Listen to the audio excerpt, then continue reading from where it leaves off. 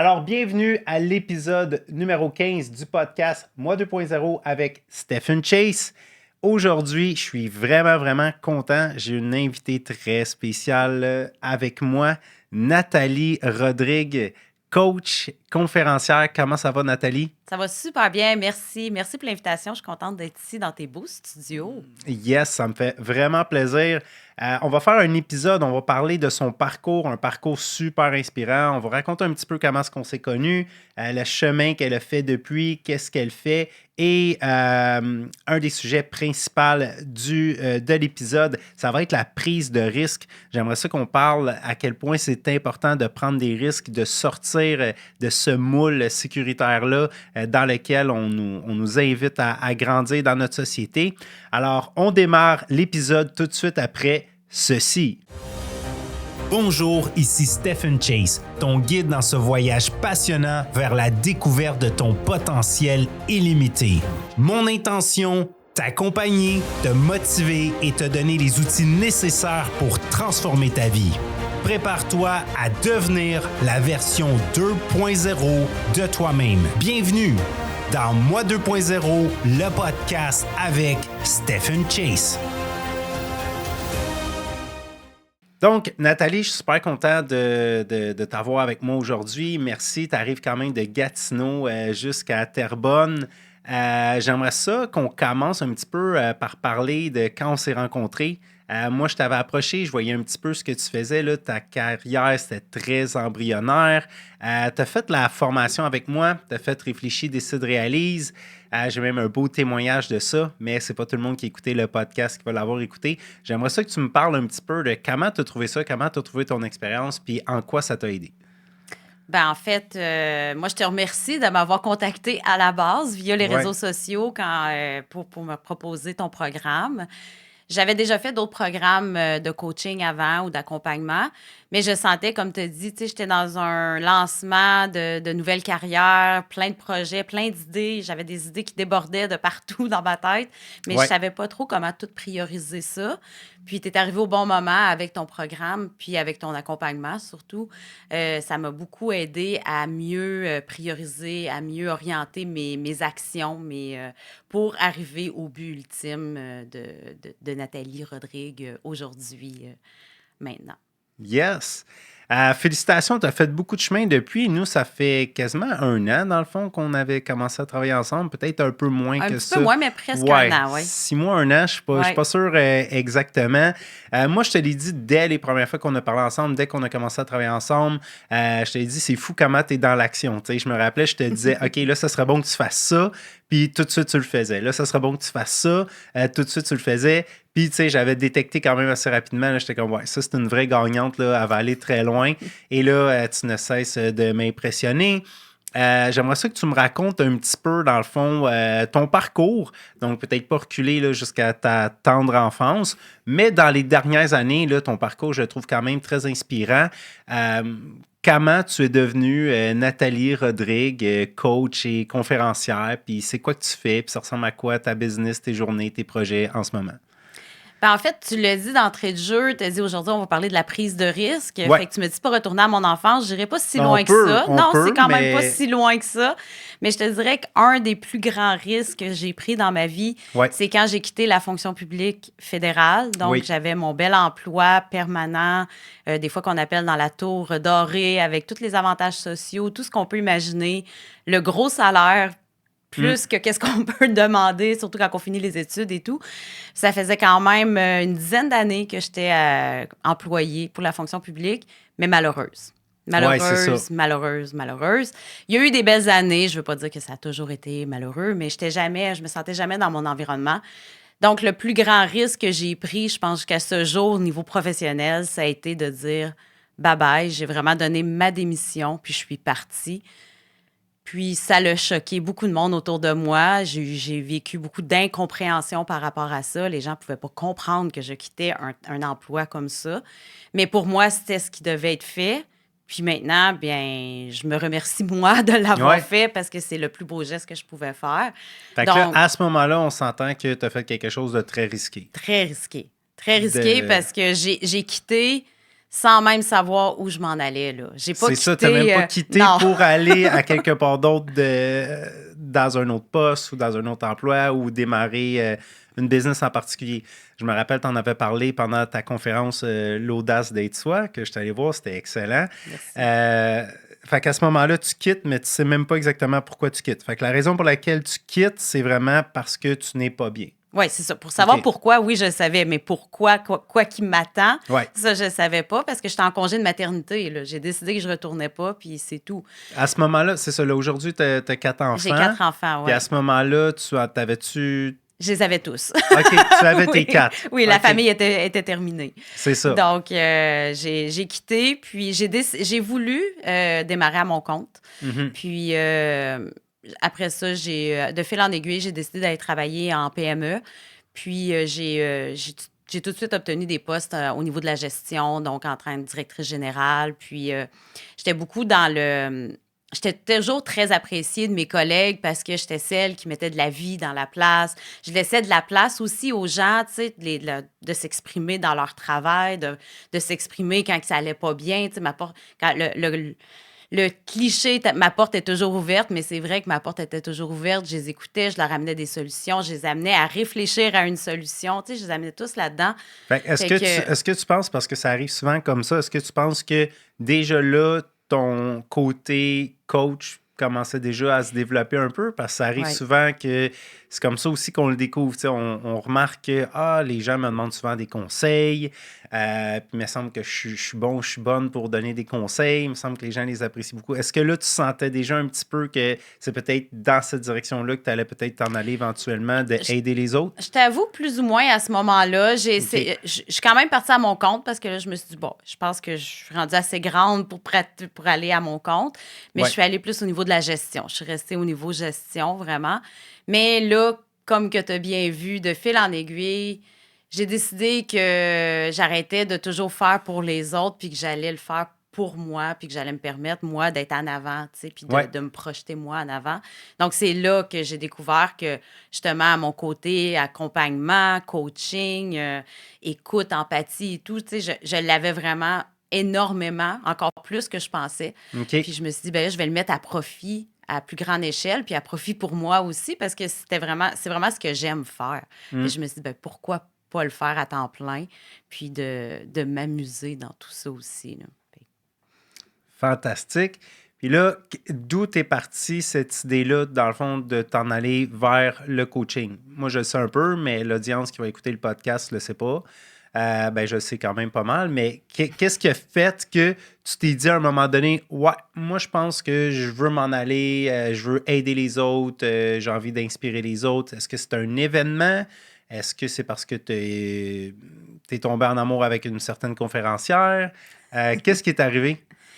Je te dirais, c'est surtout... il y a plusieurs choses ensemble. J'ai passé par le monde du marketing de réseau aussi. Oui.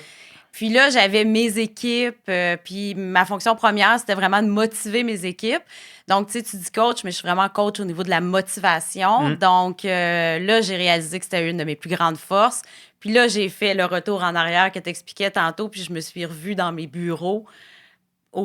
Presque au début de ma carrière, quand j'ai sorti de l'université. Puis même à l'université, je faisais partie des associations étudiantes. Puis j'étais toujours en train de motiver tout le monde. Puis là, j'ai fait OK, là. Puis je faisais beaucoup de développement personnel aussi.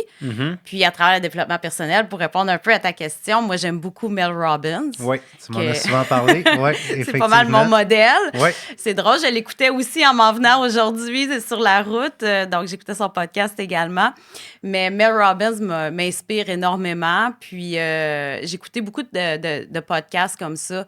Puis je me suis dit, on dirait que le message venait souvent, tu sais, c'est un rêve au fond de toi, c'est parce que tu as tout pour le réussir, on dirait. Puis là, on dirait que je l'entendais de plus en plus. Puis je disais, moi, je veux faire ça, je veux transformer des vies, je veux impacter, je veux inspirer.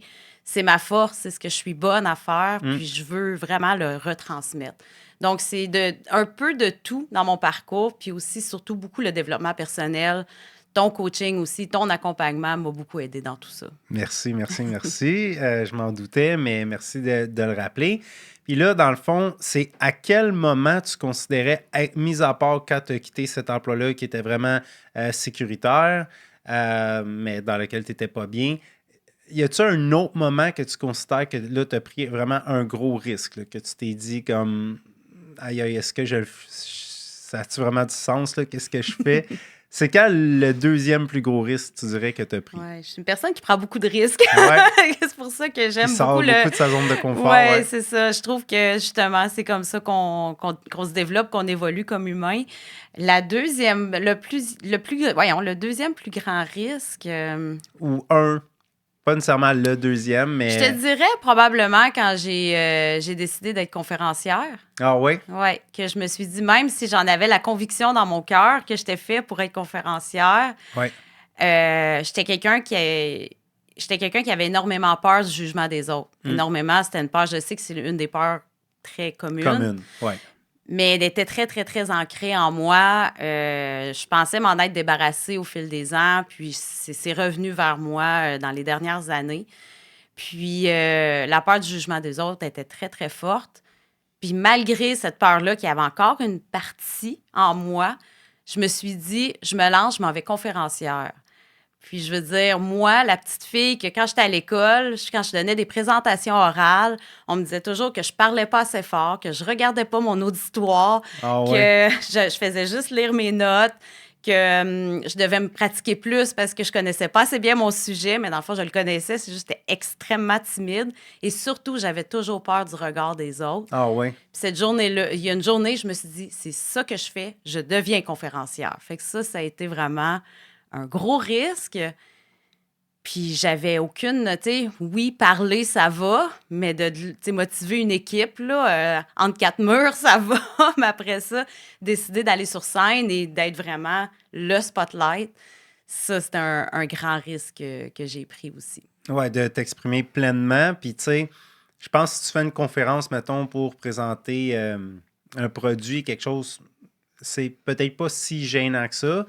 Mais là, quand tu vas aller sur un stage pour parler de ton parcours, parler de tes émotions, parler de tes pensées, parler de ce que tu as vécu, tu sais que c'est uniquement toi ou presque, là, c'est vraiment différent. Moi, personnellement, je pense que c'est une des choses qui nous aide le plus à grandir dans une vie, là, c'est fais une conférence, là, va sur un stage, va t'exprimer pleinement devant une audience, puis après ça, tu n'auras plus peur de grand-chose.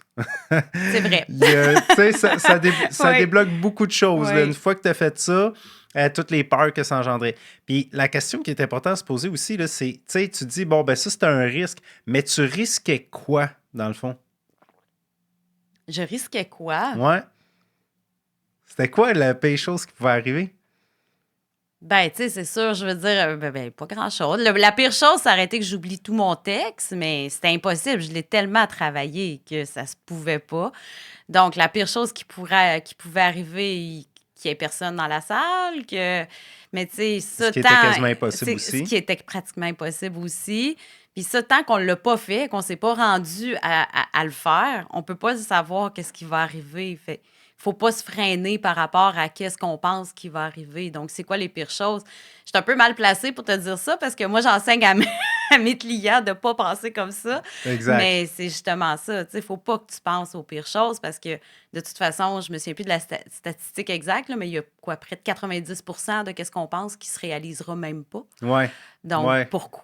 Pourquoi De nos commencer? peurs, De nos exactement. peurs. Tu sais, pas de. Oui, c'est ça, parce que quand on fait de la visualisation, là, ça se Ouais, produit. on veut là. que ça se réalise. Quand c'est des choses positives, on veut que ça se réalise, mais de nos peurs, je pense que c'est 85 ou 90% de nos peurs ne vont même pas se réaliser. Puis Exact. souvent, on se freine à cette étape-là. Mais je l'ai eu, là, la barrière à 3 mois avant de monter sur scène, quand j'étais en pleine préparation. Puis, comme tu as dit, je me livre énormément, tu sais, l'audace d'être soi. Ouais. Je suis moi là, sur la scène à 150%. Puis je suis pas quelqu'un qui me livre autant. Là. Je suis pas un livre ouvert comme ça sur qui je suis, mes émotions, mes sentiments. Puis Tu l'es pas ou tu ne l'étais pas? je ne l'étais pas. Ouais, c'est ça. Oui, merci de la correction. Je l'étais pas. Puis dans le processus de justement mettre en place ma conférence, je devais là, commencer à sortir toutes ces informations-là. Puis j'ai eu la peur, justement, de me dire, ben, je suis qui, moi? pourquoi que les gens vont venir m'écouter, Je moi? l'ai la même aussi quand je fais une conférence. Tu sais, des fois, tu arrives dans une... Je sais pas si ça te fait ça, mais tu pratiques, puis à un moment donné, tu te dis, coudonc, est-ce que c'est vraiment bon, ma conférence, ou dans le fond, c'est vraiment pas bon, puis c'est vraiment pas intéressant? Tu sais, à un moment donné, tu sais plus trop si ce que tu construis, c'est excellent, ou c'est ordinaire, ou c'est vraiment pas bon. Donc, c'est tout... je pense que se préparer pour une conférence, de mon côté, je trouve que c'est la chose la plus inconfortable. Surtout quand tu arrives à quelques jours de la conférence, là, je ne sais pas si ça te fait ça, mais moi, je dors plus très bien si je dors. Puis c'est vraiment de l'inconfort, là, un mélange d'excitation avec de l'anxiété. Puis la raison pour laquelle, dans le fond, je te posais ça, c'est juste pour faire réaliser à l'audience, des fois, tu sais, on se dit, ah, OK, je prends un gros risque, mais toujours se reposer la question, je risque quoi exactement? C'est quoi qui risque d'arriver vraiment concrètement? Puis comme tu l'as dit, dans le fond, je risquais pas grand-chose, tu sais. Ma prochaine question, c'est, selon toi, qu'est-ce qui fait que la majorité des gens, c'est pas le cas pour tout le monde, mais qu'est-ce qui fait que la majorité des gens ont tant peur de prendre des risques, des grands risques Bien, souvent, c'est la dans notre peur. société? Ben, la société. La Ouais. société est une La réponse. conformité, ouais. La conformité. La fameuse pression sociale. Ouais, Moi, je trouve que ça, c'est un des grands aspects, justement, au niveau de la société. C'est drôle parce qu'il y avait comme une partie de la réponse dans ta question. c'est vrai. Mais parce que pour moi, la pression sociale, justement, je l'ai énormément vécue. Puis encore, tu sais, je veux dire, même quand j'ai décidé, puis que je disais un peu à gauche, à droite, je vais devenir conférencière, je vais être coach en motivation, bien, Nathalie, il y en a plein. Nathalie, tu sais, c'est pas payant, fais pas ça.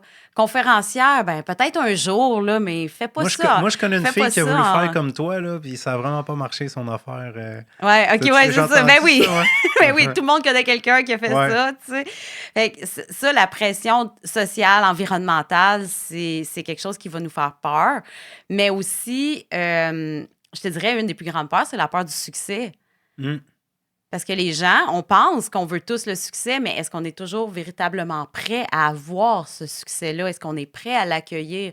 Parce que du succès, ça sonne beau, mais ça vient avec plein d'autres choses aussi. Plein de Plein de responsabilités. responsabilités, plein de, tu sais, si tu es une personne performante, ensuite, tu dois continuer, tu sens une pression de devoir continuer à performer, qui n'est pas nécessairement vrai dans le sens que tu es humain. Puis moi, j'ai des journées là, que je suis pas toujours, non, je suis pas mal toujours pleine d'énergie, mais j'ai des journées que je descends aussi en énergie, Ouais. puis c'est normal, tu sais. Les plus grands athlètes aussi vont vivre ça. Fait que la peur du succès aussi, puis ça, je l'ai réalisé, tu sais, tantôt quand t'en parlais, là, tu sais, à quelques jours d'une Ouais. conférence, Ça là, devient inconfortable. ça devient inconfortable parce que là, ouf, est-ce que je suis réellement prête? Est-ce que je suis prête à aller prendre les scènes à l'international? Tu sais, est-ce que je suis prête à tout ça? Fait il y a cette peur-là aussi la peur du jugement des autres. Il y a beaucoup de peur, mais moi, j'irais vraiment avec la société, les jugements, la pression de qu'est-ce qu'on est supposé être, c'est quoi Ouais, qui est le bon, moule. le Ouais. moule. Ça, c'est énorme, énorme, énorme, énorme. Puis j'essaie de ne pas transmettre ça à mes enfants, mais j'espère que je fais du mieux que je peux. Ben, tu sais, souvent, nos enfants, on dit qu'ils vont plus avoir tendance à imiter ce qu'on fait qu'à écouter nos conseils. Donc, je pense que t'es un bon modèle pour elle et lui. Toi, c'est 3 filles, un garçon, Oui, hein? c'est ça, Ouais, c'est ça, exactement. Oui. je m'en rappelle. Puis, t'as 2 jumelles Oui. là-dedans. Ouais, c'est drôle, ils te ressemblent beaucoup, tes jumelles. Euh, Puis là, parle-moi aussi un petit peu. Là, dans le fond, tu as fait ta conférence cet été, le 1er juin, si je me rappelle bien. Oui. C'est ça. Oui.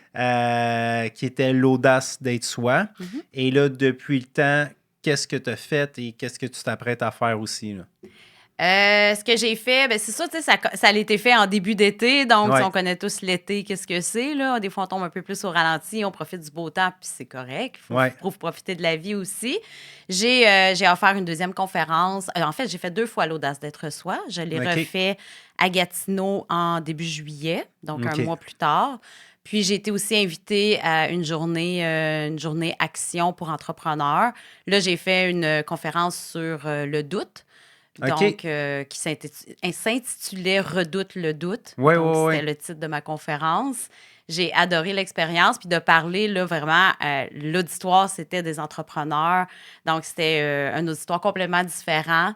C'était stimulant aussi. Tu sais, je voyais que c'était vraiment mon discours était différent. Ça, j'ai beaucoup aimé ça. Puis ensuite, je me suis lancée dans... j'ai continué, parce que j'avais commencé un petit peu avant, mais j'ai fini d'écrire mon premier livre également. Oui, c'est ça. J'espérais que tu allais en parler. Ben oui. Donc là, le livre, t'as terminé l'écriture. Oui. Puis là, qu'est-ce qu'il reste à faire? Là, il est en révision. Alors qu'on se parle aujourd'hui, je devrais recevoir la première révision, soit aujourd'hui ou demain. OK.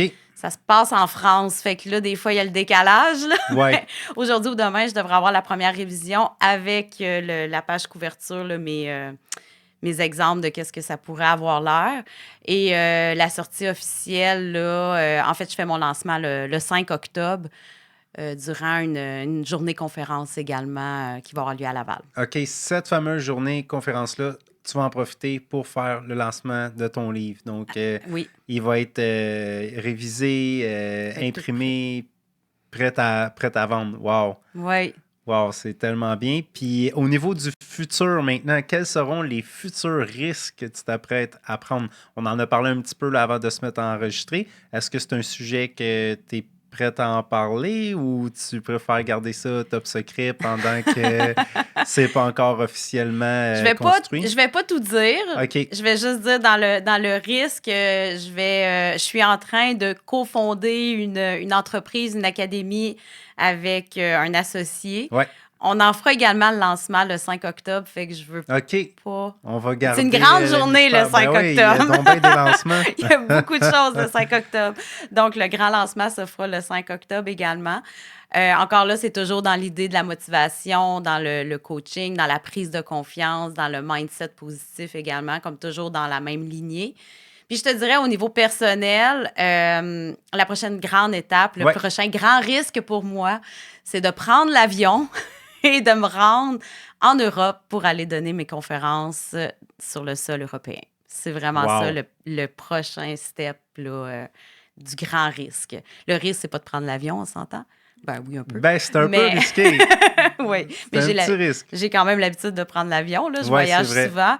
Donc, c'est plus le principe que je vais aller conquérir nos amis européens par la suite. Hey, c'est tellement inspirant. Bravo Merci. Encore. Quel beau cheminement. Donc, les gens qui écoutent, ils peuvent voir, entendre à quel point des fois tout part d'une idée.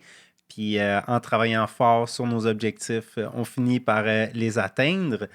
Puis moi, j'ai une réponse à ça, mais je voudrais savoir, selon toi, c'est quoi la chose la plus risquée dans une vie? Ben, c'est de rien faire. Oui, de ne pas prendre de risque. de ne pas prendre de risque. Oui, exactement. C'est la chose la plus risquée et c'est malheureusement ce que j'ai fait, puis c'est correct parce qu'à un moment donné, j'ai pris le risque, mais pendant mes 12 années à la fonction publique, je prenais pas le risque de partir, même si je savais que c'est ça qu'il fallait que je fasse. Puis, définitivement, je veux dire, ça a causé une dépression, pratiquement un burn-out. J'étais malheureuse dans toutes les sphères de ma vie. Je faisais semblant, là. J'avais de l'air heureuse, mais je ne l'étais pas du tout. Donc, on ne sait pas. Heureusement, j'ai pris ce risque-là, puis je l'ai fait, puis je suis partie. Puis ça fait en sorte que je suis qui je suis maintenant. Puis là, il n'y a plus rien qui m'arrête. Tu sais, les risques, puis tu dis quand on atteint nos objectifs, mais justement, quand on pose, tu l'as dit d'entrée de jeu, j'étais une fille d'action qui posait toujours des actions. Bien, c'est comme ça aussi qu'on arrive à atteindre nos objectifs. Une action à la fois. Tu sais, des fois, les gens, ils voient ça trop grand, puis ils prennent, justement, ça leur fait peur. Ils voient la montagne, puis ils voient déjà le sommet, mais comme fais un pas à la fois, puis tu vas y arriver au sommet. Mais prends le temps de faire chaque action également. Tu sais, c'est la prise d'action qui va t'amener des résultats. La prise d'action, mais je pense la prise d'action, c'est quand même important de le mentionner, la prise d'action imparfaite. Oui. Tu sais, moi, j'en vois des gens qui essaient de faire comme moi puis toi on fait, puis j'ai remarqué que les points communs, mettons, entre moi, toi, puis les autres personnes pour qui ça avance, c'est que on n'a pas peur de faire des erreurs. Fait que oui, on vise l'excellence, tu sais, tu veux bien faire les choses, tu veux essayer d'être le plus professionnel possible, puis même des fois, il faut essayer de viser la perfection pour certaines choses, mais de constamment faire des choses, même si tu n'étais pas sûr à 100% que c'était comme ça qu'il fallait que tu le fasses, que c'est à ce moment-là qu'il fallait que tu le fasses, que c'est avec cette personne-là qu'il fallait que tu le fasses. Combien de fois je fais des choses puis je suis pas garanti que c'est bon, je suis pas sûr que c'est vraiment ça qu'il fallait que je fasse. De constamment être dans l'action imparfaite. Moi, c'est ça que je pense. Qu'est-ce que tu dirais, parce que c'est sûr que dans l'audience, il y en a, qu'est-ce que tu dirais à cette personne-là qui vit un peu comme tu vivais avant, qui est dans sa sécurité, dans sa cage dorée, comme on l'appelle, qui t'écoute, qui fait « Ouais, c'est inspirant, mais je suis pas sûr encore. » Qu'est-ce que tu dirais à la personne qui a comme peur de prendre un grand risque qui pourrait, dans le fond, transformer sa vie pour le mieux? Ben, je vais retourner quasiment à la question que tu m'as posée tantôt. C'est quoi le pire qui peut arriver? Ouais, Tu sais, je veux dire, réellement, tu sais, mets-toi dans ta position, tu sais, je dirais à la personne, présentement, surtout la façon que tu l'as exprimé, si c'est quelqu'un qui se sent comme je me sentais, ouais, ben justement, tu sais, prends comment tu te sens en ce moment, puis étale-le encore sur 10 ans. Qu'est-ce qui va arriver? Est-ce que tu vas te sentir mieux dans 10 ans? La réponse est là. Tu sais, la personne va faire comme non, probablement pas. OK.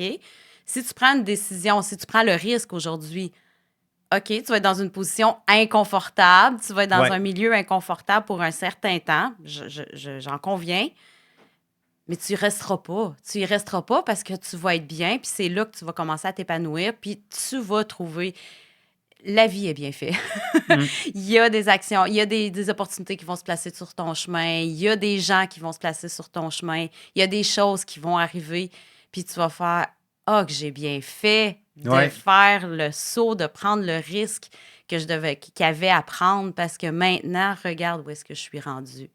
Donc, je pourrais. Exact. Puis des fois, ce qui est spécial, c'est que c'est pas là que tu le constates que tu as pris la bonne décision. Mhm. Tu sais, pendant que tu prends ton risque, pendant que tu prends ta décision, là, des fois, tu es un petit peu dans le néant, tu es dans l'inconnu, tu es dans la peur, tu es dans l'inconfort. Puis des fois, tu prends un risque, puis des fois, les choses, finalement, ne tournent pas très bien. Là, tu te dis, mon Dieu, qu'est-ce que j'ai fait? Mais moi, ce que j'ai remarqué, c'est que, puis je suis sûr que ça te l'a déjà fait, c'est que c'est un peu plus tard dans le temps que là, il va se produire des événements où tu vas attirer des opportunités, où tu vas réaliser des choses qui vont faire en sorte que c'est là que tu vas te dire, OK, j'ai vraiment bien fait de prendre ce risque-là. À ce moment-là, j'y croyais pas tant que ça. À ce moment-là, je doutais beaucoup de moi-même. À ce moment-là, c'était épeurant, c'était inconfortable, tout ça. Mais là, je comprends pourquoi que j'ai pris ce risque-là il y a quelques semaines, quelques mois ou quelques années. Prochaine question. Au niveau du développement personnel, c'est un sujet que tu aimes, ça? Oui. Qui t'intéresse? Ben oui.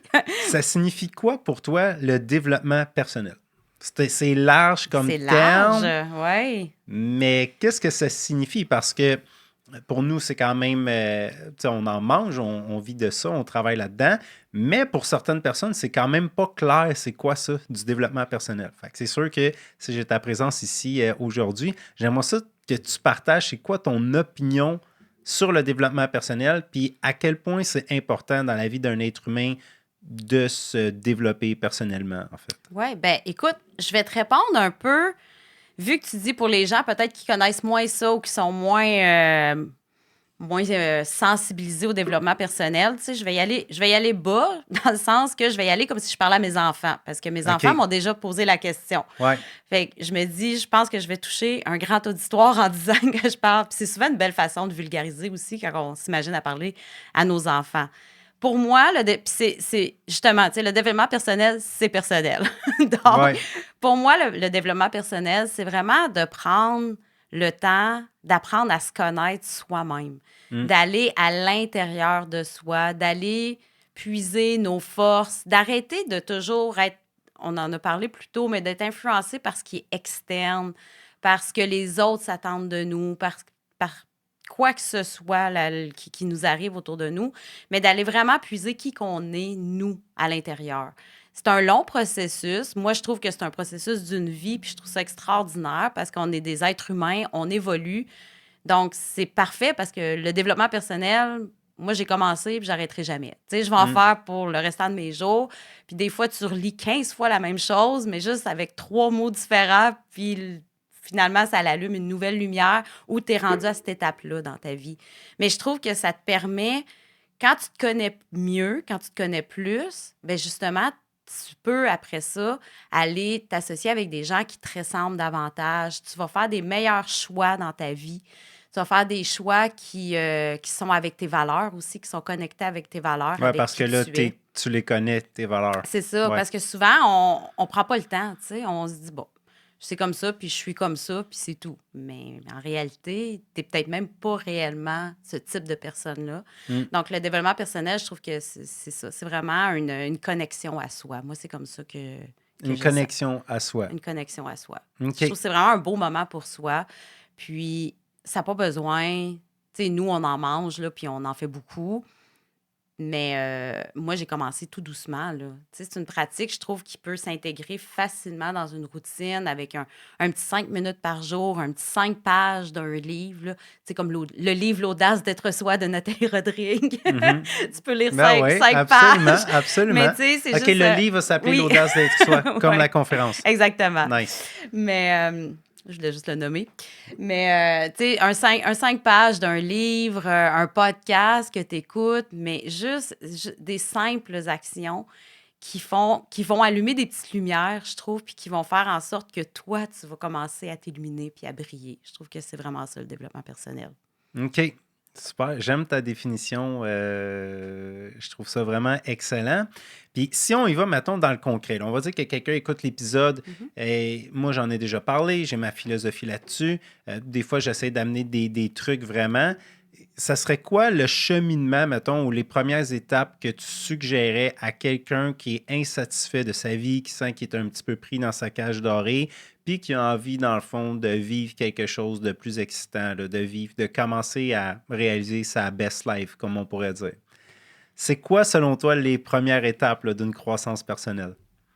C'est quasiment une question quiz, ça! Ouais. Ouais. Je sais pas si j'ai une réponse fixe pour ça. C'est quoi les OK, mais on premières... commence par quoi? On va dire là, que moi, ma vie est correcte, mais je suis pas bien, je suis pris dans ma cage dorée, je sens que je suis pas sur mon X, j'ai des visions, mais je sais pas trop comment, par où commencer. Ouais. Je sais qu'il faut que je travaille sur moi, mais je sais pas par où commencer. Ça serait quoi? L'espèce de chemin que tu donnerais ou les premières étapes que tu suggérais? Ben moi, je dirais de commencer par faire une action, une activité de quelque chose que tu aimes réellement faire, de OK. quelque chose qui te fait du bien, OK. de quelque chose dans le... Tu sais, si c'est l'exercice physique, si c'est d'aller prendre une marche, tu sais, on n'a pas besoin d'aller dans le gros entraînement, parce que des fois, il y en a qui vont penser faut être des machines, là. Si tu aimes aller marcher... Ben oui, il faut être des machines. Ben oui, là, mais non, il faut être des humains. Ouais. On parle de développement personnel. C'est vrai. Si tu aimes aller prendre des marches, puis que pour des raisons X, Y, Z, tu as arrêté depuis des années d'aller marcher parce que tu dis que tu n'as pas le temps, les enfants, le travail. Mais c'est pas vrai, là. Trouve-toi tu sais, je l'ai dit tantôt, 5 minutes. Si tu vas aller marcher 10, 15, peu importe, mets-toi du temps dans l'horaire pour toi. C'est ça. Puis ça arrive souvent que les mères ont de la difficulté. Mais là, on a une mère de 4 enfants ici avec nous. Fait que si elle a le temps, les autres mamans aussi sont capables. Ah, OK, oui. Puis, non, définitivement. Puis moi, j'ai commencé mes petites dernières, parce que les dernières, c'est les jumelles, là. C'est pour ça que je parle au pluriel. Les petites dernières avaient à peine 2 ans. Puis, j'ai enclenché vraiment mon processus dans le développement personnel à ce moment-là. Puis, tu sais, c'est ça. Puis de prendre du temps pour soi, moi, je pense que c'est vraiment important. On monte notre horaire en fonction de, OK, les activités, justement, tu sais, parce que je suis maman, ça me fait penser à ça, t'es papa aussi, mais les activités des enfants, après ça, le travail, après ça, on va faire l'épicerie, on va le faire ça. On met toutes les choses comme je dois, là. C'est vrai. Il faut, je dois, ouais. C'est tout dans le calendrier, mais après ça, il est où le petit temps pour toi dans tout ça? Fait que moi, je dirais que la première action à faire, c'est vraiment d'établir un temps pour toi. Un me time, là. Un me time. Un me time, ça n'a pas besoin d'être une journée au spa. Tu sais, je l'ai dit, ça peut être 5 minutes. 5 minutes de méditation. Tu sais, vraiment seul avec toi-même, d'aller marcher, peu importe. Mais moi, je dirais que c'est comme ça que ça commence. OK. Ça, c'est la première. Ensuite, mettons qu'on aurait 3 étapes. 3 étapes. Ouais. Qu'est-ce qui va permettre à un être humain de se transformer pour le mieux, en fait? Ouf. Tu me poses vraiment... Ouais, mais tu les les as, les réponses. Tu le sais tellement.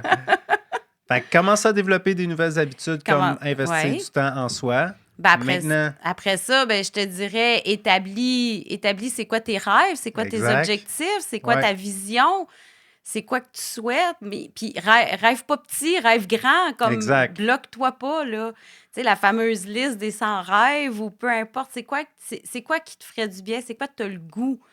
Puis après, ben la troisième étape, c'est de commencer à poser des actions pour arriver à ces rêves-là, pour arriver à cette vision-là que tu souhaites. Exactement. Je pense que c'est ça aussi, tu sais. Puis le plus important, comme tu en as parlé, ben, c'est de recommencer à rêver. La majorité des gens arrêtent de rêver parce qu'ils se concentrent sur toutes les raisons, dans le fond, logiques pour lesquelles c'est normal qu'ils arrêtent ou elles arrêtent de rêver, tu sais. Mhm.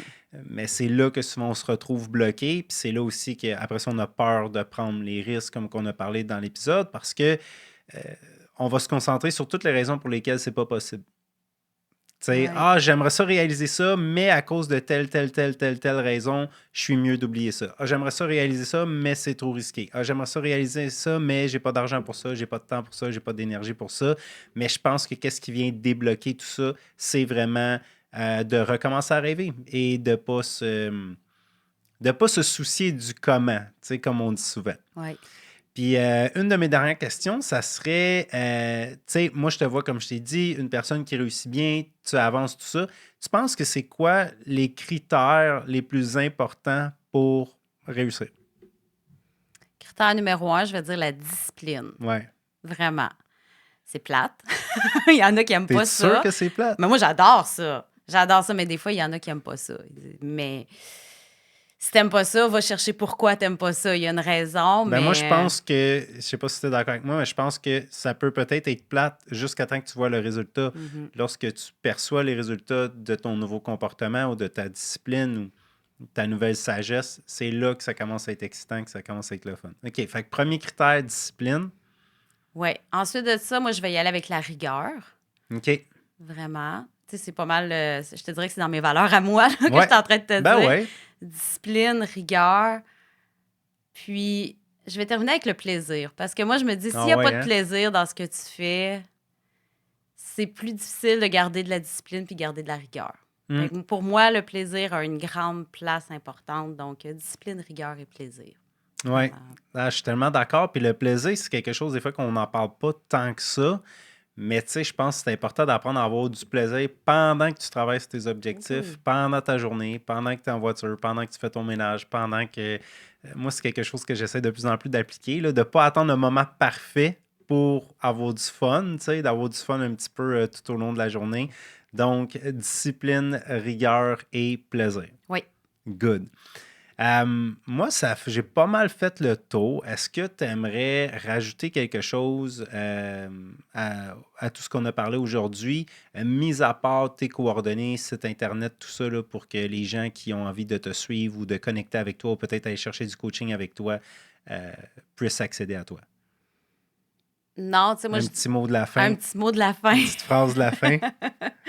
J'ai pas pensé à le petit mot de la fin, mais je pourrais y... Si tu avais juste un message à laisser à l'humanité, ça serait quoi? Moi, je te dirais que le message que j'aurais à laisser à l'humanité, Ouais. c'est apprends à te choisir parce que tu dois vivre une vie pleinement épanouie, puis ça se Mm. passe maintenant. Super belle phrase, très simple, très inspirant.